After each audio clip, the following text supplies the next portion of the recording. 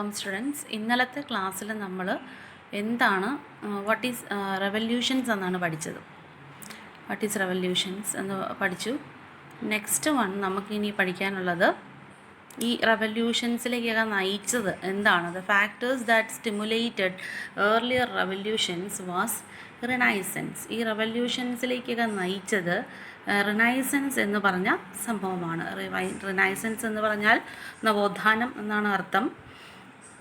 അപ്പോൾ റിനൈസൻസ് എന്ന് പറഞ്ഞ സംഭവം ശരിക്കും അതിൻ്റെ മീനിങ് എന്ന് പറഞ്ഞാൽ it is A rebirth of science and culture developed in Italy and spread in Europe. ശരിക്കും റിനൈസൻസ് എന്ന് പറയുന്നത് ജന്മം കൊണ്ടത് ഇറ്റലിയിലാണ്. അതായത് സയൻസിലും കൾച്ചറിലും ഉണ്ടായിട്ടുള്ളൊരു റീബർത്ത് ആയിരുന്നു. അത് ഇറ്റലിയിൽ ഡെവലപ്പായിട്ട് യൂറോപ്പിൽ മൊത്തം സ്പ്രെഡായ ഒരു സംഭവമാണ്. അത് നമ്മൾ കഴിഞ്ഞ വർഷം 9ാം ക്ലാസ്സിൽ പഠിച്ചതാണ്. 9ാം ക്ലാസ്സിൽ പഠിച്ച സംഭവമാണ് വാട്ട് ഈസ് റിനൈസൻസ് എന്നും അതിനെക്കുറിച്ച് കൂടുതലായിട്ട് നമ്മൾ ഒരുപാട് ആർട്ടിസ്റ്റിക്കായിട്ടും പിന്നെന്താണ് കൾച്ചറലായിട്ടും സൊസൈറ്റിയിലൊക്കെ ഒരുപാട് മാറ്റങ്ങൾ വന്നതിനെക്കുറിച്ചൊക്കെ നമ്മൾ പഠിച്ചിട്ടുണ്ട്. അപ്പോൾ 9ലാണ് പഠിച്ചത്. Renaissance made significant changes in human thoughts, views and life. അപ്പോൾ റിനൈസൻസ് നവോത്ഥാനം എന്ന് പറയുന്നത് എന്താണ്, മനുഷ്യൻ്റെ ചിന്തകളിലും അവൻ്റെ കാഴ്ചപ്പാടിലും അവൻ്റെ ജീവിതത്തിലൊക്കെ ഒരുപാട് മാറ്റം വരുത്തിയ സംഭവമാണ്. അതിൽ 2-3 പോയിൻറ്റ്സ് പറയുന്നത് ഹ്യൂമാനിസം എന്ന് വെച്ചാൽ മാനവികത, പിന്നെ സയൻറ്റിഫിക് ടെമ്പർ 2 പോയിൻറ്റ്സ് അവിടെ കൊടുത്തിട്ടുണ്ട്, ശാസ്ത്രാവബോധം, കൂടാതെ വേറെ പോയിൻറ്റ്സും കൂടിയുണ്ട്. റാഷണൽ തിങ്കിങ് എന്ന് വെച്ചാൽ യുക്തിപരമായിട്ട് ചിന്തിക്കുക, പിന്നെ ഗ്രോത്ത് ഓഫ് വെർണാക്കുലർ ലാംഗ്വേജ് എന്ന് വെച്ചാൽ പ്രാദേശിക ഭാഷയുടെ വളർച്ച ഉണ്ടായി ആ കാലഘട്ടത്തിൽ. പിന്നെ അത്രയാണ് പറയുന്നത്. പിന്നെ വോയേജ് ത്രൂ സീ അത് നമ്മൾ ശ്രദ്ധിക്കണം. അതായത് കടൽ കടന്നിട്ടുള്ള യാത്ര അല്ലെങ്കിൽ കടലിലൂടെയുള്ള യാത്ര. അപ്പോൾ ഒരുപാട് കണ്ടുപിടുത്തങ്ങളൊക്കെ ആ സമയത്ത് നടന്നു. വോയേജ് ത്രൂ സീയിലൂടെ മനുഷ്യന് മാനവിക ബോധമുണ്ടായി, ശാസ്ത്രാവബോധമുണ്ടായി, യുക്തിപരമായിട്ട് ചിന്തിച്ചു, റാഷണൽ തിങ്കിങ് ഉണ്ടായി, ഗ്രോത്ത് ഓഫ് വെർണാക്കുലർ ലാംഗ്വേജ് പ്രാദേശിക ഭാഷയ്ക്ക് പ്രാധാന്യം വന്നു, അത് കൂടുതലായിട്ട് വളർന്നു. പിന്നീട് വോയേജ് ത്രൂ സീ, ഇതൊക്കെ നമ്മുടെ റിനൈസൻസ് കൊണ്ടുവന്ന മാറ്റമാണ്, അല്ലെങ്കിൽ റിനൈസൻസിൻ്റെ പ്രധാനപ്പെട്ട സംഭാവനകളാണ്. Renaissance made significant changes in human thoughts and views. അപ്പോൾ എന്തൊക്കെ മാറ്റങ്ങളാണ് ഉണ്ടായതെന്ന് നമ്മൾ പറഞ്ഞു കഴിഞ്ഞു. ഇനി അടുത്തതായിട്ട് നമുക്ക് പോകേണ്ടത് മനസ്സിലാക്കേണ്ടത് എൻലൈറ്റൻമെൻറ്റ് എന്ന് പറഞ്ഞാൽ എന്താണ്. എൻലൈറ്റൻമെൻറ്റ് ശ്രദ്ധിക്കുക. Enlightenment. It was the scientific invention in Europe that molded enlightenment, an intellectual and cultural movement. The thinkers of this movement gave importance to reasoning and opined that society is always progressing. അപ്പം enlightenment എന്ന് പറഞ്ഞാൽ ജ്ഞാനോദയം എന്നാണ് അർത്ഥം.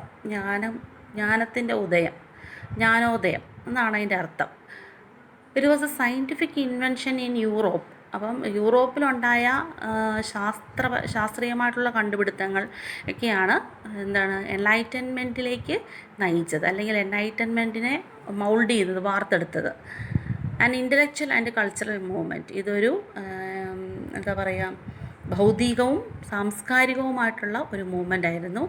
The thinkers of this movement gave importance to reasoning. ഇതിൻ്റെ ചിന്തകന്മാർ പ്രാധാന്യം കൊടുത്തത് റീസണിങ്ങിനായിരുന്നു. എന്ന് വെച്ചാൽ യുക്തിപരമായിട്ട് ചിന്തിക്കുക. പിന്നെ opined that society is always progressing. അവർ പിന്നെ എന്താ അഭിപ്രായപ്പെട്ടു, സൊസൈറ്റി എപ്പോഴും പുരോഗമിച്ചുകൊണ്ടേ ഇരിക്കുന്നു എന്നാണ് അഭിപ്രായപ്പെട്ടത്. What is enlightenment? It was a scientific invention in Europe that moulded enlightenment. An intellectual and cultural movement. It was an intellectual and cultural movement. The thinkers of this movement gave importance to reasoning and opined that society is always progressing. Then These novel ideas motivated to question irrational beliefs and traditions. അപ്പം ഈ പുതിയ നമ്മുടെ റിനൈസൻസും ജ്ഞാനോദയം ഒക്കെ ഉണ്ടായതോടുകൂടി അന്ന് വരെ ഉണ്ടായിരുന്ന ഇറാഷണലായിട്ടുള്ള ബിലീഫ്സിനെയൊക്കെ, അതായത് ഇപ്പം നമ്മൾ ഈ അന്ധവിശ്വാസങ്ങളെ, റീസണിങ് ഇല്ലാത്തത്, യുക്തിപരമായിട്ടുള്ള ചിന്തയില്ലാത്ത കാര്യങ്ങൾ, അന്ധവിശ്വാസങ്ങളൊക്കെ അവർ ചോദ്യം ചെയ്യപ്പെട്ടു. അതൊരു വലിയ മാറ്റമായിരുന്നു. എന്തിനേയും ചോദ്യം ചെയ്യപ്പെടാനായിട്ടുള്ള ഒരു അവസരം ലഭിച്ചു ജ്ഞാനോദയത്തിലൂടെയും പിന്നെ ജ്ഞാനോദയ ചിന്തകന്മാരുടെയും പിന്നെ എൻലൈറ്റൻമെൻറ്റൊക്കെ ഫലമായിട്ട്. The progress in the field of science brought about by the renaissance give birth to enlightenment in the 18th century. അപ്പോൾ progress in the field of science, അപ്പം റിനൈസൻസ് വഴി സയൻസിലുണ്ടായ മാറ്റം, സയൻസിലുണ്ടായ പ്രോഗ്രസ് എൻലൈറ്റൻമെൻറ്റിലേക്ക് വഴിതെളിച്ചു. 18ാം നൂറ്റാണ്ടിൽ എൻലൈറ്റൻമെൻറ്റിലേക്ക്, ജ്ഞാനോദയത്തിലേക്ക് വഴിതെളിച്ചു. Thinkers of this movement propagated the ideas.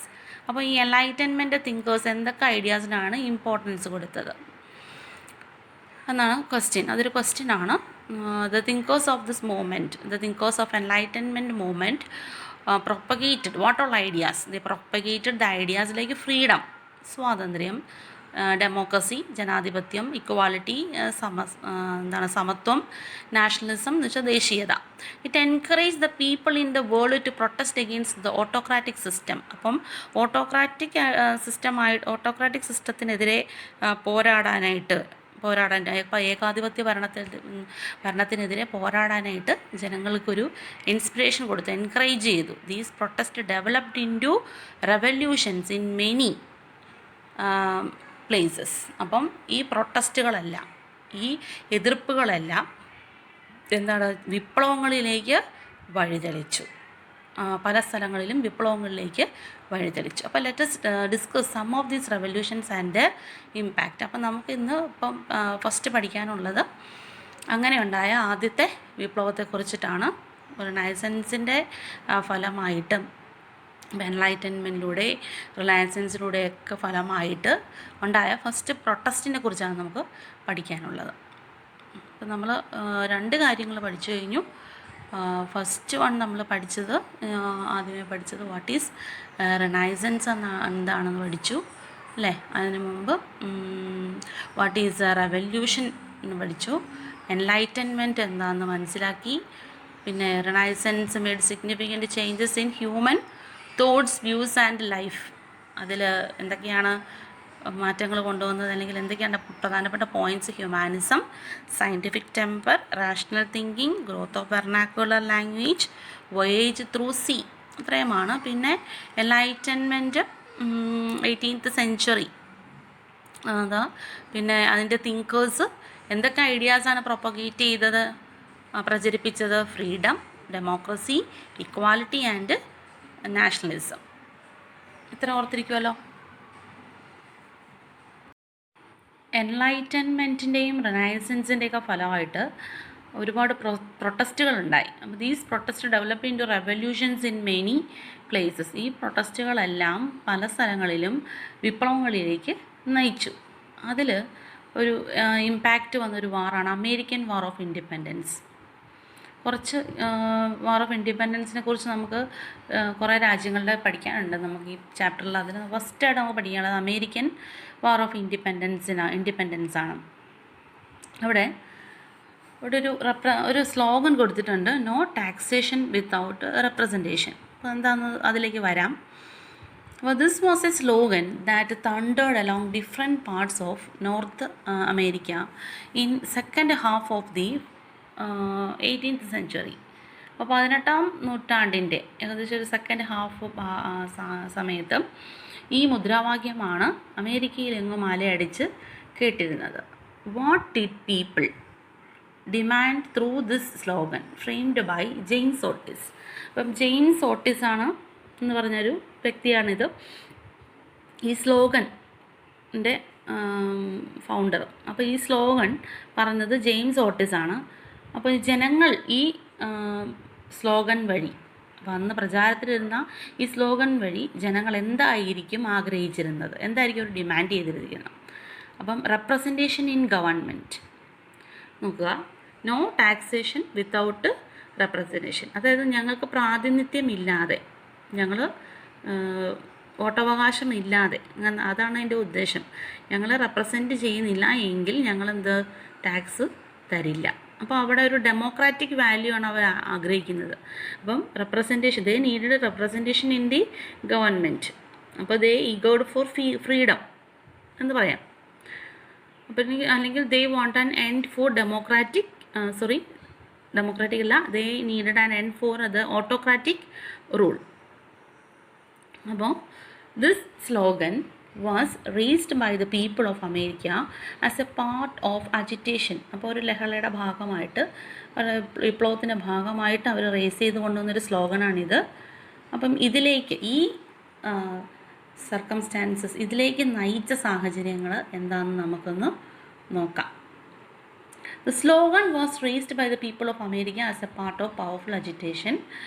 From the 16th century onwards, the Europeans began to migrate to North America. അതിൻ്റെ പ്രധാനപ്പെട്ട കാരണം എന്താണെന്ന് വെച്ചാൽ, യൂറോപ്യന്മാർ നോർത്ത് അമേരിക്കയും സൗത്ത് അമേരിക്കയും ഉണ്ട്, ശ്രദ്ധിക്കുക, നോർത്ത് അമേരിക്കയിലേക്ക് യൂറോപ്യന്മാർ മൈഗ്രേറ്റ് ചെയ്യാൻ തുടങ്ങി, എന്ന് വെച്ചാൽ കുടിയേറാൻ തുടങ്ങി. അപ്പം എന്തിനു വേണ്ടിയിട്ടായിരിക്കും അവർ കുടിയേറിയത്? Their major aim for the migration was to exploit the resources. അപ്പം നമ്മുടെ നോർത്ത് അമേരിക്കയിലേക്ക് ഇവർ യൂറോപ്യൻസ് കുടിയേറിയത് അവിടുത്തെ വിഭവങ്ങൾ ചൂഷണം ചെയ്യാൻ വേണ്ടിയിട്ടാണ്. ഇപ്പോൾ ഇന്ത്യയിലേക്കൊക്കെ ബ്രിട്ടീഷുകാർ വന്നതുപോലെ ഇതുപോലെ വിഭവങ്ങൾ ചൂഷണം ചെയ്യാൻ വേണ്ടിയിട്ടാണ് നോർത്ത് അമേരിക്കയിൽ Europeans കുടിയേറിയത്. By the 18th century, England had established 13 colonies in the eastern coast of the North America. അപ്പോൾ നോർത്ത് അമേരിക്കയുടെ ഈസ്റ്റേൺ കോസ്റ്റിലേക്ക്, കിഴക്കൻ തീരപ്രദേശത്തേക്ക്, തീരമേഖലയിൽ അവർ 13 കോളനികൾ സ്ഥാപിച്ചു. അതിൻ്റെ മാപ്പ് കൊടുത്തിട്ടുണ്ട്. ഏതൊക്കെയാണ് ടെക്സ്റ്റ് ബുക്കിൽ തന്നെ ഉണ്ട്, ഇതെല്ലാം ഉണ്ട്. ടെക്സ്റ്റ് ബുക്കാണ് നമ്മൾ ഈ കാണുന്നത്. New Hampshire, Massachusetts, Rhode Island, Connecticut, New Jersey, Delaware, Maryland, North Carolina, South Carolina, Georgia, Virginia, Pennsylvania കേട്ടോ. അങ്ങനെ ന്യൂയോർക്ക് കൊടുത്തിട്ടുണ്ട്. അവിടെ നോർത്ത് അമേരിക്ക ആണ് കാണുന്നത്. അപ്പോൾ ഇങ്ങനെ 13 കോളനീസ് ഓക്കെ കൗണ്ട് ചെയ്തോ. 1 2 3 4 5 6 7 8 9 10 11 12 13 13 അവിടെ കൊടുത്തിട്ടുണ്ട്. ആ 13 കോളനീസാണ് അവരവിടെ സ്ഥാപിച്ചത്. By the 18th century, England had established the 13 colonies in the eastern coast of the North America. നമ്മളത് മാപ്പിൽ കാണുകയും ചെയ്തു. ലിസ്റ്റ് ഔട്ട് ചെയ്യാൻ പറഞ്ഞിട്ടുണ്ട്. ജസ്റ്റ് അത് ഓർത്ത് വെച്ചാൽ മതി. കാണാതെ പഠിക്കണമെന്നില്ല, എക്സാമിനൊന്നും അങ്ങനെ ചോദിച്ചിട്ടില്ല അത്. ഇനി നമുക്ക് മൈഗ്രേഷൻ ടു അമേരിക്ക എന്ന് പറഞ്ഞ ഭാഗമാണ് അടുത്തത് കിടക്കുന്നത്. Christopher Columbus, A sailor of the Spanish government, reach north America in 1492. അപ്പം ക്രിസ്റ്റഫർ കൊളംബസ് എല്ലാവരും കേട്ടിട്ടുണ്ടായിരിക്കും നേരത്തെ. ക്രിസ്റ്റഫർ കൊളംബസ് എന്ന് പറഞ്ഞ ഒരു സ്പാനിഷ് ഗവൺമെൻറ്റിൻ്റെ സെയിലർ നോർത്ത് അമേരിക്കയിൽ 1492 he called the indigenous people as Indians. അദ്ദേഹം അവിടെ കണ്ട തദ്ദേശീയരായിട്ടുള്ള ജനങ്ങളെ ഇന്ത്യക്കാരെന്ന് വിളിച്ചു. കാഴ്ചയിൽ അദ്ദേഹത്തിന് ഇന്ത്യക്കാരെ പോലെ തോന്നി. ഇന്ത്യ കണ്ടുപിടിച്ചെന്നുള്ള ചിന്തയിലാണ് അദ്ദേഹം അങ്ങനെ പറഞ്ഞത്. He thought that the place he reached was India. അദ്ദേഹം ഇന്ത്യ ആണ് കണ്ടുപിടിച്ചതെന്നാണ് അദ്ദേഹം വിശ്വസിച്ചിരുന്നത്. Later they were known as Red Indians. അതിനുശേഷം അവരെ റെഡ് ഇന്ത്യക്കാരെന്ന് അറിയപ്പെട്ടു. The earlier colonies in America was established by a group of people who exiled to America from the religious persecution of the King of England in the 17th century on a ship called Mayflower. നമ്മൾ പറഞ്ഞ അവർ red Indians അറിയപ്പെട്ടെന്ന് പറഞ്ഞു. അമേരിക്കയിലെ earlier colonies in അമേരിക്കയിലെ ആദ്യത്തെ colony എന്ന് പറയുന്നത് establish ചെയ്തത് a group of people. ആരാണ്? എക്സൈൽഡ് ടു അമേരിക്ക ഫ്രം അമേരിക്കയിലേക്ക് നാടുകടത്തപ്പെട്ടവരാണ്. From the religious persecution of the king of ഇംഗ്ലണ്ടിലെ രാജാവിൻ്റെ മതപരമായ പീഡനത്തിൻ്റെ ഫലമായിട്ട് നാടുകടത്തപ്പെട്ടവരാണ്. ഇൻ 17th century ഒരു മെയ്ഫ്ലവർ എന്ന് പറഞ്ഞ ഷിപ്പിലാണ് അവരെ നാടുകടത്തപ്പെട്ടിവിടെ കൊണ്ടുവന്നത്. They were known as the pilgrim fathers. അപ്പം അമേരിക്കയിലെ ആദ്യം അധിവസിച്ചിരുന്ന അവരെ വിളിച്ചിരുന്ന പേരാണ് pilgrim fathers. With the increase in European migration. അപ്പോൾ യൂറോപ്യന്മാരുടെ ഈ മൈഗ്രേഷൻ ഇങ്ങനെ കൂടി വന്നപ്പോഴത്തേക്കിനും the red Indians were displaced to interiors. ഈ റെഡ് ഇന്ത്യൻസ് എന്ന് പറഞ്ഞാൽ അവിടെ അധിവസിച്ചിരുന്ന ആദ്യം ഉണ്ടായിരുന്ന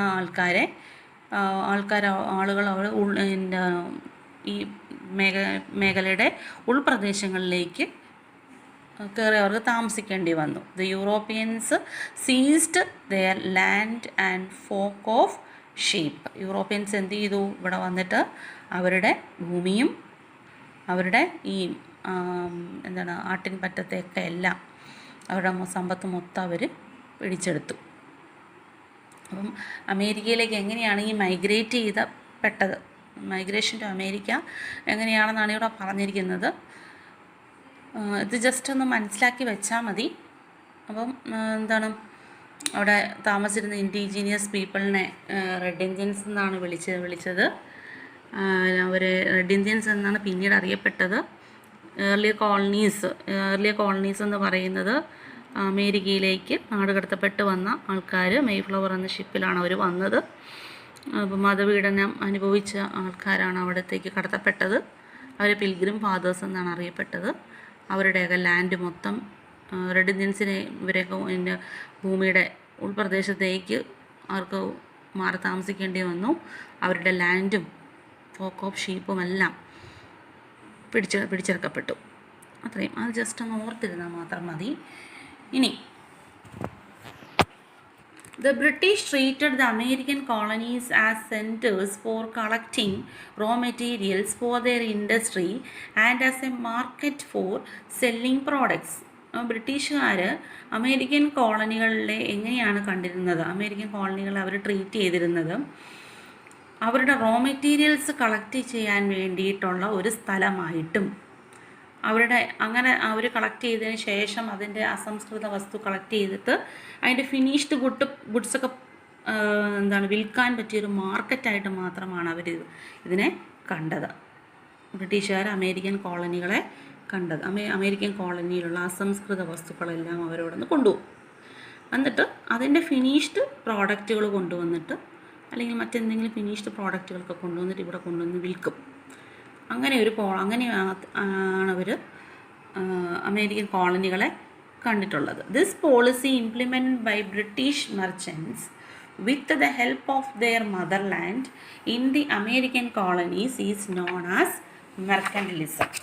അപ്പം മദർലാൻഡായിട്ടുള്ള അവരുടെ മാതൃരാജ്യമായിട്ടുള്ള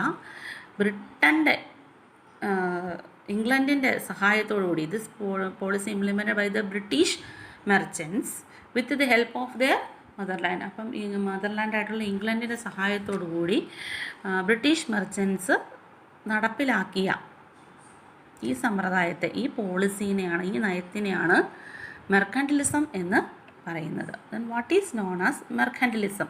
അത് ഒരു ക്വസ്റ്റ്യനാണ്. അതിൻ്റെ ആൻസർ നമ്മൾ എഴുതണം. The British treated the American colonies as centers for collecting raw materials for their industry and as a market for selling their product. This policy, implemented by British merchants with the help of their motherland in the American colonies, is known as mercantilism. As a part of mercantilism, several laws were implemented in British colonies. അപ്പം മെർക്കൻറ്റലിസത്തിൻ്റെ ഭാഗമായിട്ട് കോളനികളിൽ ചില നിയമങ്ങളൊക്കെ നടപ്പിലാക്കപ്പെട്ടു. അത് എന്താണെന്നാണ് നമുക്കിനി പഠിക്കേണ്ടത്. എക്സാമിന് വരുന്ന ഒരു ക്വസ്റ്റ്യനാണ്. നമ്മളത് The policy implemented by the British merchants with the help of their motherland in American colonies is known as mercantilism. അപ്പോൾ മെർക്കൻറ്റിലിസത്തിൻ്റെ ഭാഗമായിട്ട് നിലവിൽ വന്ന നിയമങ്ങൾ എന്തൊക്കെയാണെന്ന് നമുക്ക് നോക്കാം. The goods to and from the colonies must be carried only in British ships or built in British colonies. അപ്പം goods two and from കോളനികളിൽ നിന്നോ കോളനികളിലേക്കോ ഉള്ള വസ്തുക്കളൊക്കെ ഒന്നുകിൽ ബ്രിട്ടീഷ് ഷിപ്പുകളിൽ അല്ലെങ്കിൽ ബ്രിട്ടീഷ് കോളനികളിൽ നിർമ്മിച്ച ഷിപ്പുകളിൽ മാത്രമേ കൊണ്ടുപോകാൻ സാധിക്കുകയുള്ളൂ. രണ്ടാമത്തത്, product of the colonies like sugar, wool, cotton, tobacco etcetera could only be exported to England. അപ്പോൾ കോളനികളിൽ ഉൽപ്പാദിപ്പിക്കുന്ന ഷുഗർ, വൂള്, കോട്ടൺ, ടുബാക്കോ എന്നീ വസ്തുക്കൾ ഇംഗ്ലണ്ടിലേക്ക് മാത്രമേ എക്സ്പോർട്ട് ചെയ്യാൻ പാടുള്ളൂ. British stamps must be affixed on all legal documents, newspapers, pamphlets, license, etc. അപ്പം British സ്റ്റാമ്പുകൾ എല്ലാ ലീഗൽ ഡോക്യുമെൻസിലും പതിച്ചിരിക്കണം. British stamps must be affixed on the all legal documents, എല്ലാ ലീഗൽ ഡോക്യുമെൻറ്റ്സിലും പതിച്ചിരിക്കണം. ന്യൂസ് പേപ്പറിൽ വേണം, പാംപ്ലെറ്റ്സിൽ വേണം, ലൈസൻസിലും ഒക്കെ ബ്രിട്ടീഷ് സ്റ്റാമ്പുകൾ പതിച്ചിരിക്കണം. Colonies must provide food and quarters for the British troops which were maintained in the colonies. അപ്പോൾ കോളനികളിൽ നിലനിർത്തിയിരുന്ന ബ്രിട്ടീഷ് ട്രൂപ്പുകൾക്ക് വേണ്ടിയിട്ട് കോളനികൾ ഭക്ഷണവും താമസ സൗകര്യവുമെല്ലാം കൊടുക്കണം. Import tax must be paid for the import of tea, glass, paper etcetera. ഇറക്കുമതി ചെയ്തിരുന്ന വസ്തുക്കൾക്കൊക്കെ ടാക്സ് കൊടുക്കേണ്ടിയിരുന്നു. പ്രധാനമായിട്ട് അവർ ഇമ്പോർട്ട് ചെയ്തിരുന്നത് ടീ, ഗ്ലാസ്, പേപ്പർ എക്സെട്ര. അപ്പം മെർക്കൻറ്റിലിസം വഴി കടുത്ത നിയന്ത്രണങ്ങളാണ് കോളനികളിലേക്ക് മേൽ അടിച്ചമർത്തപ്പെട്ടത്. അപ്പം വാട്ട് ഈസ് മെർക്കൻറ്റിലിസ്റ്റ് ലോ എന്നും പിന്നെ അതിൻ്റെ പ്രധാനപ്പെട്ട പോയിൻറ്റ്സ്, മെർക്കൻറ്റിലിസ്റ്റ് ലോസിൻ്റെ പ്രധാനപ്പെട്ട ഈ പോയിൻറ്റ്സും എക്സാമിന് വരുന്നതാണ്. വളരെ ഇമ്പോർട്ടൻ്റ് ആയിട്ടുള്ള പോയിൻറ്റ്സാണ്, നിങ്ങളത് കാണാതെ പഠിക്കണം. മനസ്സിലാക്കി പഠിക്കുക, എന്നിട്ട് പറ്റുന്നത് പോലെ അത് കാണാതെ പഠിക്കുക.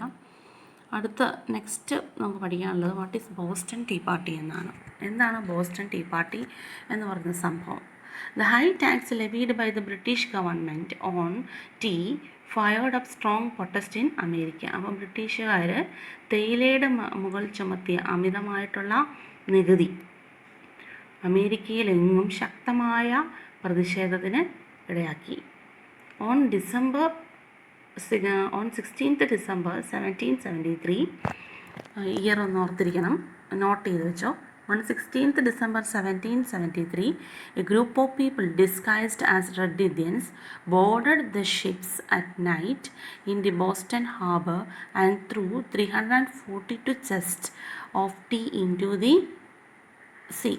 അപ്പോൾ അത് 1773 ഡിസംബർ 16 ഒരു group of people disguised as Red Indians എന്ന് വേഷം ഇട്ട ആൾക്കാർ, അതല്ലെങ്കിൽ റെഡ് ഇന്ത്യൻസ് ആയിട്ട് വേഷപ്രശ്നങ്ങളായിട്ട് വന്ന ആൾക്കാർ boarded at the ships at night, ആ ഷിപ്പുകളിൽ അവിടെ ഇത്തരം ഷിപ്പുകളിൽ രാത്രി കയറിയിട്ട് ഒരു പ്രതിഷേധം എന്നോണം അവർ അവിടെ ഉണ്ടായിരുന്ന 342 തേയിലപ്പെട്ടികളും എടുത്ത് കടലിൽ ഇട്ടു. ഈ പ്രൊട്ടസ്റ്റിനെ ബോസ്റ്റൺ ടീ പാർട്ടി എന്നാണ് പറയുന്നത്. നമ്മുടെ പുതിയ ടെക്സ്റ്റിൽ ആ പിക്ചർ ഇല്ല, പഴയ ടെക്സ്റ്റിൽ ആ പിക്ചറൊക്കെ നേരത്തെ ടെക്സ്റ്റിലുണ്ടായിരുന്നു. അപ്പം അങ്ങനെ ആ തേയിലപ്പെട്ടികൾ അങ്ങനെ കടലിലൂടെ അലഞ്ഞ് ഇതായി, അതിനെയാണ് നമ്മൾ ബോസ്റ്റൺ ടീ പാർട്ടി എന്ന് പറയുന്നത്. പിന്നെ ഇവിടെ ഒരു ക്വസ്റ്റ്യൻ കൊടുത്തിട്ടുണ്ട്. The mercantilist laws turned the American colonial people against their motherland assess the statement. അതിനെക്കുറിച്ച് ചെറിയൊരു നോട്ട് നമ്മൾ എഴുതുന്നത്. മെർക്കൻറ്റിലിസ്റ്റ് ലോസ് അമേരിക്കൻ കൊളോണിയൽ പീപ്പിളിനെ അവരുടെ മദർലാൻഡിന് എഗെയിൻസ്റ്റ് ആയിട്ട് നിൽക്കാനായിട്ട് പ്രേരിപ്പിച്ചു, അല്ലെങ്കിൽ അവരതിന് എതിരായിട്ട് നിന്നു. അതിനെ നമ്മൾ ഒന്ന് വിലയിരുത്തി എഴുതണം. Mercantilist laws turned the American colonial people against their motherland. അപ്പം നമ്മളിത് പഠിച്ചതൊക്കെ വെച്ചിട്ട് തനിയെ ഒന്ന് നോട്ട് പ്രിപ്പയർ ചെയ്യാൻ ശ്രമിക്കുക. The ideologies of some thinkers also stimulated the people of the colonies to fight against the exploitative laws of the British. അപ്പം ചില ചിന്തകന്മാരുടെ ആശയങ്ങൾ ജനങ്ങളിലേക്ക് ഈ ബ്രിട്ടീഷുകാരുടെ ഈ ചൂഷണപരമായിട്ടുള്ള നിയമങ്ങൾക്കെതിരെ പോരാടാനായിട്ട് ജനങ്ങൾക്ക് പ്രചോദനം നൽകി. അങ്ങനെ രണ്ട് ചിന്തകന്മാരുടെ ഇവിടെ കൊടുത്തിട്ടുണ്ട്. അമേരിക്കൻ വാർ ഓഫ് ഇൻഡിപെൻഡൻസിലെ പ്രചോദനമായ രണ്ട് ചിന്തകന്മാർ. First one is John Locke. എന്താണ് അദ്ദേഹം പറഞ്ഞത്? John Locke: every one has some fundamental rights. No government has the right to suspend them. എല്ലാവർക്കും ചില മൗലിക അവകാശങ്ങളുണ്ട്, ആർക്കും അത് ഇല്ലാതാക്കുവാൻ സാധിക്കില്ല അല്ലെങ്കിൽ ഹനിക്കുവാൻ സാധിക്കില്ല. നെക്സ്റ്റ് വൺ തോമസ് പെയിൻ ആണ് പറഞ്ഞിരിക്കുന്നത്. അദ്ദേഹം പറഞ്ഞത് എന്താണ്? അപ്പോൾ ചിലപ്പോൾ ഇങ്ങനെ എക്സാമിന് ഇങ്ങനെ ഒരു 1 മാർക്ക് ക്വസ്റ്റ്യൻ ആയിട്ടൊക്കെ ചോദിക്കും. Every one has some fundamental rights, no government has the right to suspend them. ഇത് ആരാണ് പറഞ്ഞത്? Who said it? അപ്പോൾ അത് നമ്മളിത് പഠിച്ചാൽ മാത്രമേ നമുക്ക് ആ സമയത്ത് ഓർത്തിരുന്ന് എഴുതാൻ സാധിക്കുകയുള്ളൂ. John Locke. അതുപോലെ തന്നെ Thomas Paine. There is something absurd in supposing a continent be perpetually governed by a foreign power. അപ്പം ദർ ഈസ് സംതിങ് അബ്സേർഡ്, അതൊരു അസംബന്ധമായ കാര്യമാണ്. ഇൻ സപ്പോസിങ് എ കോണ്ടിനെൻറ്റ്, അതായത് ഒരു കോണ്ടിനെൻറ്റ് ഒരു ഫോറിൻ പവർ ഇങ്ങനെ നിരന്തരമായിട്ട് ഭരിച്ചുകൊണ്ടിരിക്കുക എന്ന് പറയുന്നത് ഒരു അസംബന്ധമായിട്ടുള്ള കാര്യമാണ്. There is something absurd in supposing a continent. അവിടെ കോണ്ടിനെൻറ്റ് ഉദ്ദേശിക്കുന്നത് നോർത്ത് അമേരിക്കയാണ്. Be perpetually governed by a foreign power England. England എന്ന് പറഞ്ഞാൽ ഒരു ഫോറിൻ പവർ. ഈ നോർത്ത് അമേരിക്ക എന്ന് പറഞ്ഞാൽ ഈ കോണ്ടിനെൻറ്റിലെ ഇങ്ങനെ നിരന്തരമായിട്ട് ഭരിച്ചുകൊണ്ടിരിക്കുന്നതെന്ന് പറയുന്നത് ഒരു അസംബന്ധമാണെന്നാണ് തോമസ് പെയിൻ പറഞ്ഞത്. അപ്പോൾ ഇങ്ങനെയുള്ള ചിന്തകന്മാരുടെ വാക്കുകളൊക്കെ അമേരിക്കൻ ജനതയ്ക്ക് ഊർജം പകർന്നു. നോർത്ത് അമേരിക്കൻ ജനതയ്ക്ക് ഊർജം പകർന്നു. അവരുടെ അടിമത്തത്തിൽ നിന്നും അല്ലെങ്കിൽ അവരുടെ സ്വാതന്ത്ര്യമില്ലായ്മയിൽ നിന്നും പുറത്തേക്ക് വരാൻ. അങ്ങനെ ദ എൻറ്റയർ കോണ്ടിനെൻറ്റ് അസംബിൾസ്. അപ്പം വൻകര ഒന്നാകെ സമ്മേളിക്കുന്ന ഒരവസ്ഥ ആണ് heading. The delegates of all colonies except Georgia met at Philadelphia in 1774 to protest against the policies and rules imposed by England. അപ്പോൾ എല്ലാ കോളനികളിലെയും പ്രതിനിധികൾ ജോർജിയ ഒഴിച്ച് ഫിലഡൽഫിയയിൽ 1774 ഒത്തുചേർന്നു. എന്തിനു വേണ്ടിയിട്ടാണ്? To protest against the policies and rules imposed by the England. England അവരുടെ മേൽ അടിച്ചേൽപ്പിച്ച ഈ നിയമങ്ങൾ, മെർക്കൻ്റലിസ്റ്റ് നിയമങ്ങൾ, അതിനൊക്കെ എതിരായിട്ട് പ്രൊട്ടസ്റ്റ് ചെയ്യാൻ വേണ്ടിയിട്ട് എല്ലാവരും ഒത്തുകൂടി. ജോർജിയ മാത്രം ഒത്തുകൂടിയില്ല. ഇതിനെ നമ്മൾ പറയുന്ന പേരാണ് ഫസ്റ്റ് കോണ്ടിനെൻ്റൽ കോൺഗ്രസ്. അതൊരു ക്വസ്റ്റ്യൻ ആണ് പഠിക്കുന്നത്. അതിൻ്റെ answer what is known as first Continental Congress. അതിൻ്റെ year 1774. The next one, subsequently people of the colonies submitted a petition to the King of England. അപ്പോൾ ഇതിനെ തുടർന്ന് ഈ കോണ്ടിനെൻ്റൽ കോൺഗ്രസ്സിൽ അവർ ഒത്തുകൂടിയതിനെ തുടർന്ന് അവർ ഇംഗ്ലണ്ടിലെ രാജാവിന് ഒരു പെറ്റീഷൻ സമർപ്പിച്ചു. അവരുടെ കാര്യങ്ങളൊക്കെ പറഞ്ഞിട്ടൊരു നിവേദനം. They demanded the revocation of the regulations enforced on industry and commerce and not to impose tax without the approval of the people. അപ്പോൾ ഇവരുടെ ആവശ്യം എന്തായിരുന്നെന്ന് വെച്ചാൽ, ഒന്നാമത്തെ ആവശ്യം they demanded the revocation of the revocation of the regulation. അപ്പോൾ അവരുടെ മേലുണ്ടായിരുന്ന നിയന്ത്രണങ്ങളൊക്കെ റദ്ദാക്കണം. Demanded the revocation of the regulations. എന്തൊക്കെ റെഗുലേഷൻ ആയിരുന്നു? ഇൻഡസ്ട്രിയുടെയും വ്യാപാരത്തിൻ്റെയും വ്യവസായത്തിൻ്റെയും മുകളിലുണ്ടായിരുന്ന നിയന്ത്രണങ്ങൾ റദ്ദാക്കണം എന്നും, പിന്നെ എന്താണ്, ജനങ്ങളുടെ സമ്മതമില്ലാതെ not to impose tax without the approval of the people. ജനങ്ങളുടെ സമ്മതമില്ലാതെ ടാക്സ് അപ്രൂവ് ചെയ്യാനും പാടില്ല.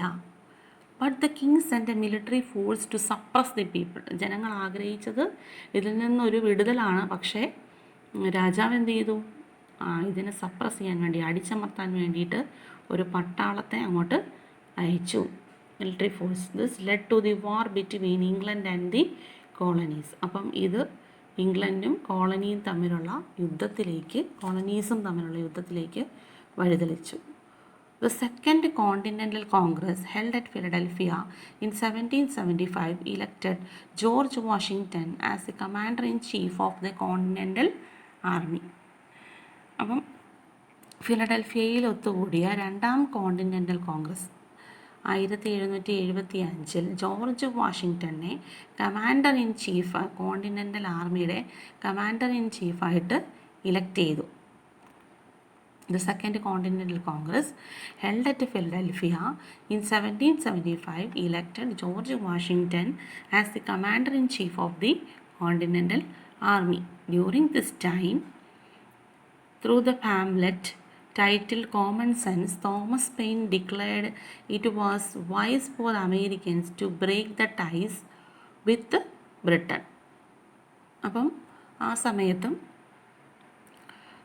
തോമസ് പെയിൻ എന്ന് പറഞ്ഞ ചിന്തകൻ അദ്ദേഹത്തിൻ്റെ കോമൺ സെൻസ് എന്ന് പറഞ്ഞ ഒരു പാംലെറ്റിലൂടെ, ലഘുലേഖയിലൂടെ ഇങ്ങനെ ടൈറ്റിൽ ചെയ്തു, ഇങ്ങനെ എഴുതി, declared that it was wise for the Americans to break the ties with the Britain. അപ്പോൾ ബ്രിട്ടനുമായിട്ടുള്ള ടൈസ് എല്ലാം ബ്രേക്ക് ചെയ്യുന്നതാണ് അമേരിക്കൻസിന് ബുദ്ധിപൂർവമായിട്ട് ചെയ്യാനുള്ള കാര്യമെന്ന് അദ്ദേഹം ഒരു ലഘുലേഖയിൽ ഒരു ടൈറ്റിൽ കൊടുത്തു. അങ്ങനെ അമേരിക്കൻസിന് ബ്രിട്ടനുമായിട്ടുള്ള ബന്ധം ഇല്ലാതാക്കുന്നതാണ്, അല്ലെങ്കിൽ ആ ബന്ധം വേണ്ടാന്ന് വെക്കുന്നതാണ് നല്ലതെന്ന് തോമസ് പെയിൻ ഡിക്ലെയർ ചെയ്തു. The American Continental Congress issued the famous Declaration of independence on 4th July 1776. അങ്ങനെ ഇരിക്കെ അപ്പോൾ അമേരിക്കൻ കോണ്ടിനെൻ്റൽ കോൺഗ്രസ്, അമേരിക്കൻ സർവകക്ഷി യോഗം, അവരുടെ വൻകര സമ്മേളനം issued the famous Declaration of Independence on 4th July 1776. വിഖ്യാതമായിട്ടുള്ള അമേരിക്കൻ ഡിക്ലറേഷൻ ഓഫ് ഇൻഡിപെൻഡൻസ് 1776 അവർ ഇഷ്യൂ ചെയ്തു. The declaration was prepared by Thomas Jefferson and Benjamin Franklin. അപ്പോൾ ഇത് തയ്യാറാക്കിയത്, ഈ ഡിക്ലറേഷൻ, അമേരിക്കൻ ആയിട്ടുള്ള ഫേമസ് ആയിട്ടുള്ള ഡിക്ലറേഷൻ പ്രിപ്പയർ ചെയ്തത് തോമസ് ജെഫേഴ്സണും ബെഞ്ചമിൻ ഫ്രാങ്ക്ലിനും കൂടി ചേർന്നാണ്. അത് ആ രണ്ട് പേരുടെയും പേര് നമ്മൾ ഓർത്തിരിക്കണം, പഠിക്കണം. An extract from it is given. അപ്പോൾ അതിൻ്റെ ഒരു എക്സ്ട്രാക്റ്റ് അവിടെ കൊടുത്തിട്ടുണ്ട്, നോക്കാം. A declaration. We hold these truths to be self-evident, that all men are created equal, that they are endowed by the Creator with certain unalienable rights, that among these life, liberty, and the pursuit of happiness. To secure these rights, governments are instituted among men, deriving their just powers from the consent of the governed. That whatever any form of government becomes destructive of these ends, if it is the right of the people to alter or to abolish it. അത് declaration ആണ് United States of അമേരിക്കയിലെ in general Congress അസംബ്ലിയിൽ നിന്ന് കൊടുത്തിട്ടുണ്ട്. അപ്പോൾ regarding human rights and freedom, what all can you find in this declaration. അപ്പോൾ മനുഷ്യരുടെ അവകാശങ്ങളും സ്വാതന്ത്ര്യവും ഒക്കെ സംബന്ധിച്ച് നമുക്കിവിടെ ഈ ഡിക്ലറേഷനിൽ നിന്നും നമുക്ക് എന്തൊക്കെ പോയിൻറ്റ്സാണ് കണ്ടുപിടിക്കാനായിട്ട് സാധിക്കുന്നത്. അവിടെ രണ്ടെണ്ണം കൊടുത്തിട്ടുണ്ട്. ഓൾ ആർ ഈക്വൽ, എല്ലാവരും സമന്മാരാണ്. Every one has certain rights, അല്ലേ, എല്ലാവരും സമന്മാർ. ഓൾ മെൻ ആർ ക്രിയേറ്റഡ് ഈക്വലോട് കൊടുത്തിട്ടുണ്ട്. പിന്നെന്താണ്, എല്ലാവർക്കും ചില അവകാശങ്ങളുണ്ട്. ലിബർട്ടി, അല്ലേ, ഹാപ്പിനെസ്, പെർസ്യൂട്ട് ഹാപ്പിനെസ് അറ്റൈൻ ചെയ്യാനായിട്ട് അവകാശമുണ്ട്. Governments are instituted among them, ഈ അവകാശങ്ങൾ സെക്യൂർ ചെയ്യാൻ വേണ്ടിയിട്ടാണ് ഗവൺമെൻറ്റ്സ് ഇൻസ്റ്റിറ്റ്യൂട്ട് ചെയ്തിരിക്കുന്നതെന്നും. പിന്നെ എന്താണ്, it is right of the people to alter or abolish it. ഇത് നമുക്ക് ബുദ്ധിമുട്ട് വരുന്ന സമയത്ത് ജനങ്ങൾക്ക് എന്ത് ചെയ്യണം, ഇത് ഓൾട്ടർ ചെയ്യുകയോ മാറ്റുകയോ അതില്ലാതാക്കുകയോ ചെയ്യാൻ. അപ്പം നമുക്ക് ഇത് ജനങ്ങൾക്ക് വേണ്ടിയായിരിക്കണം ഒരു നല്ല ഭരണകൂടം എന്ന് നമുക്കിതിൽ നിന്ന് മനസ്സിലാക്കാനായിട്ട് സാധിക്കും.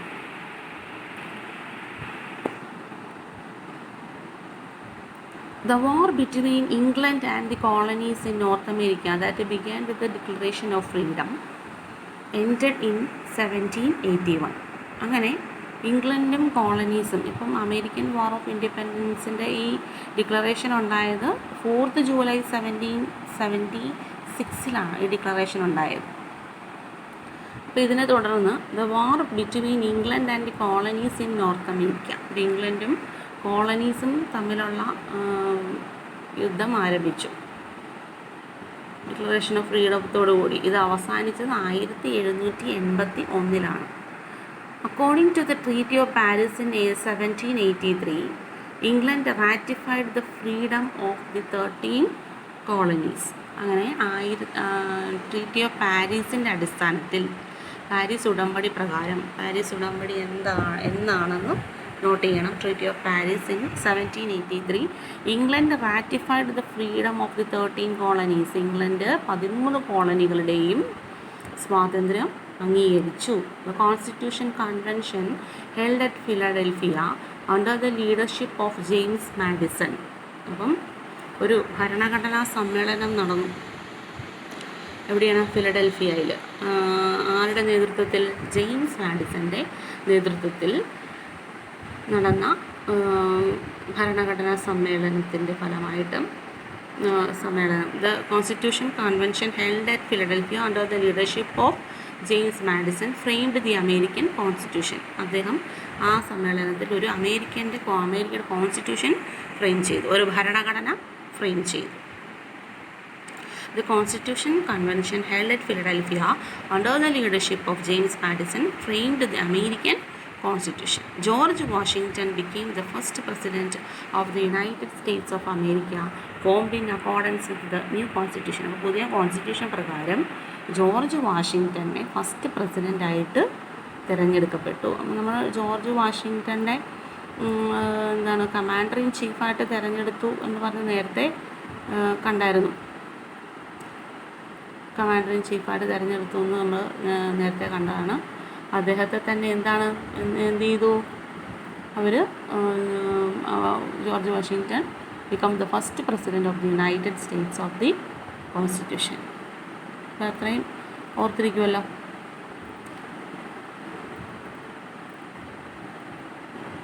ഇതിൻ്റെ കോളനീസ് അസംബിൾ ചെയ്യുന്നു ഫിലഡൽഫിയയിൽ. 1774 അവർ പ്രൊട്ടസ്റ്റ് ചെയ്യുന്നു. നിലവിലുണ്ടായിരുന്ന മെർക്കൻലിസ്റ്റ് നിയമത്തിനെതിരെയൊക്കെ പ്രൊട്ടസ്റ്റ് ചെയ്യുന്നു. പിന്നെന്താണ്, അവർ രാജാവിനൊരു നിവേദനം കൊടുക്കുന്നു അല്ലേ, രാജാവ് സമ്മതിക്കുന്നില്ല, സപ്രസ് ചെയ്യുന്നു. സെക്കൻഡ് കോണ്ടിനെൻ്റൽ കോൺഗ്രസ് 1775 ഫിലഡൽഫിയയിൽ ഉണ്ടാകുന്നു. ജോർജ് വാഷിങ്ടൻ്റെ കമാൻഡർ ഇൻ ചീഫായിട്ട്, ആർമിയുടെ കമാൻഡർ ഇൻ ചീഫായിട്ട് എടുക്കുന്നു. പിന്നെ നമ്മുടെ കോമൺ സെൻസ്, തോമസ് പെയിൻ്റെ കോമൺ സെൻസ് അതിൽ പറയുന്നു, declared that it was wise for the Americans to break ties with Britain. പിന്നെ the American Continental Congress issued the famous Declaration of Independence 1776. അതിൽ പ്രധാനപ്പെട്ട പോയിൻറ്റ്സുകൾ പറഞ്ഞു. പ്രിപ്പയർ ചെയ്തത് തോമസ് ജെഫേഴ്സണും ബെഞ്ചമിൻ ഫ്രാങ്ക്ലിനുമാണ്. അപ്പോൾ അതേ തുടർന്ന് കോളനീസും തമ്മിൽ വാർ between England and the colonies in north America begin with the declaration of the freedom. അത് അവസാനിച്ചത് 1781 ട്രീറ്റി ഓഫ് പാരീസ് പ്രകാരം കോളനികൾ സ്വാതന്ത്ര്യമാവുന്നു. പിന്നെ ജോർജ് വാഷിങ്ടൺ ഫസ്റ്റ് പ്രസിഡൻ്റായിട്ട് തിരഞ്ഞെടുക്കപ്പെടുന്നു. The American War of Independence transformed the system existed there. അപ്പോൾ American War of Independence എന്ന് പറയുന്നത് അവിടെ നിലവിലുണ്ടായിരുന്ന സിസ്റ്റത്തെ ട്രാൻസ്ഫോം ചെയ്തു, മാറ്റിമറിച്ചു. It greatly influence the later history of the world in different ways. പിൽക്കാല ചരിത്രത്തെ ഇത് ഒരുപാട് സ്വാധീനിച്ചു. പിൽക്കാലത്തുണ്ടായപ്പെട്ട നിരവധി പ്രൊട്ടസ്റ്റുകൾക്ക് ഇതൊരു പ്രചോദനം ആയി. എങ്ങനെയാണ് how the American War of Independence greatly influenced the later history of the world. എന്ന് ചോദിച്ചാൽ നമുക്ക് ഈ പോയിൻറ്റ്സ് എഴുതാം. First one, gave direction and motivation to the later freedom struggles and revolutions of all over the world. ലോകമെമ്പാടും ഉണ്ടായിരുന്ന പിൽക്കാലത്തുണ്ടായിരുന്ന സ്വാതന്ത്ര്യ സമരങ്ങൾക്കും വിപ്ലവങ്ങൾക്കുമൊക്കെ ഒരു നിർദ്ദേശം വഴികാട്ടിയായിട്ടും പ്രചോദനമായിട്ടും നിന്നു. Put forth the concept of the republican form of the government. ഒരു republican form of the government, written കോൺസ്റ്റിറ്റ്യൂഷനോട് കൂടിയുള്ള ഒരു ഗവൺമെൻറ്റിൻ്റെ എന്തൊരു ആശയം മുന്നോട്ട് വെച്ചു. Prepared the first written constitutions. ആദ്യത്തെ എഴുതപ്പെട്ട ഭരണഘടന ഉണ്ടായി. The concept of the contributed the concept of federal system that ensured freedom and authority of states in the union. അപ്പം ഒരു പ്രധാനപ്പെട്ടൊരു മാറ്റം സംഭവിച്ചത് കോൺട്രിബ്യൂട്ടഡ് ദ കൺസെപ്റ്റ്, ഒരു ഫെഡറൽ സിസ്റ്റം കൊണ്ടുവന്നു. അതെന്താണ് ഫെഡറൽ സിസ്റ്റം വഴി? That ensure the freedom and authority of states in the union. യൂണിയനിലേക്ക് സ്റ്റേറ്റ്സിൻ്റെ അധികാരത്തിനും ഒരു ഫ്രീഡം, അധികാരവും ഉണ്ടായി. ഫെഡറൽ സിസ്റ്റം എന്ന് വെച്ചാൽ power is shared by the national government and state government. State ഗവൺമെൻറ്റിനും കൂടി താഴെ തട്ട് വരെ ഉള്ളവർക്കുള്ള ഒരു സേഫ്റ്റിയാണ്. സ്റ്റേറ്റ് ഗവൺമെൻറ്റിനും കൂടി അധികാരം കൊടുക്കുന്ന ഒരു നാഷണൽ ഗവൺമെൻറ്റിൻ്റെ ഒപ്പം പോകാനായിട്ടുള്ളൊരു സിസ്റ്റമാണ് ഫെഡറൽ സിസ്റ്റം എന്ന് പറയുന്നത്. അപ്പോൾ ഇത്രയാണ് അമേരിക്കൻ വാർ ഓഫ് ഇൻഡിപെൻഡൻസിൻ്റെ നമുക്ക് പ്രധാനപ്പെട്ട പോയിൻറ്റ്സായിട്ട് പഠിക്കാനുള്ളത്. നമ്മൾ ആദ്യം മുതൽ ജസ്റ്റ് ഒന്ന് പറഞ്ഞ കാര്യങ്ങളൊക്കെ ഒന്ന് റിവൈൻഡ് ചെയ്തെടുക്കുക. പ്രധാനപ്പെട്ട ചിന്തകന്മാരായിട്ട് നമുക്ക് ഓർത്തിരിക്കേണ്ടത് ജോൺ ലോക്ക്, തോമസ് പെയിന്. പിന്നെ ഫസ്റ്റ് തന്നെ നമ്മൾ ആദ്യം കണ്ട ഒരു സ്ലോഗനിലൂടെയാണ് നമ്മൾ ആരംഭിച്ചത്, no taxation without representation, James Otis. ചിന്തകന്മാരുടെയൊക്കെ പ്രചോദനവും Continental Congress, First Continental Congress, Second Continental Congress Philadelphia, പിന്നെ അതിനെ തുടർന്നുണ്ടായ അതിന് ശേഷമുണ്ടായിട്ടുള്ള അമേരിക്കൻ വാർ ഓഫ് കോൺസ്റ്റിറ്റ്യൂഷൻ്റെ നമ്മുടെ സ്വാതന്ത്ര്യ പ്രഖ്യാപനം, അതിനെ ഡിക്ലറേഷൻ, അതിനുശേഷം ആ ഡിക്ലറേഷനിൽ എന്തൊക്കെയാണ് പ്രധാനപ്പെട്ട പോയിൻറ്റ്സ് പറഞ്ഞിരിക്കുന്നത്, what all can you find from this declaration. പിന്നെ നമുക്ക് കണ്ടതാണ് ജോർജ് വാഷിങ്ടൺ ഫസ്റ്റ് പ്രസിഡൻ്റായിട്ട് വന്നു. അമേരിക്കൻ വാർ ഓഫ് ഇൻഡിപെൻഡൻസ് പിന്നെ എങ്ങനെയാണ് പിൽക്കാല ചരിത്രത്തെ സ്വാധീനിച്ചത്. ഇത്രയും നിങ്ങൾ ഒരു എസ്സേ പോലെ എഴുതാനായിട്ട് ഓരോ പോയിൻറ്റ്സ് കോർത്തിണക്കി എഴുതുക. അമേരിക്കൻ വാർ ഓഫ് ഇൻഡിപെൻഡൻസ് കഴിഞ്ഞ് നമുക്കിനി അടുത്ത റവല്യൂഷനാണ് പഠിക്കാനുള്ളത്.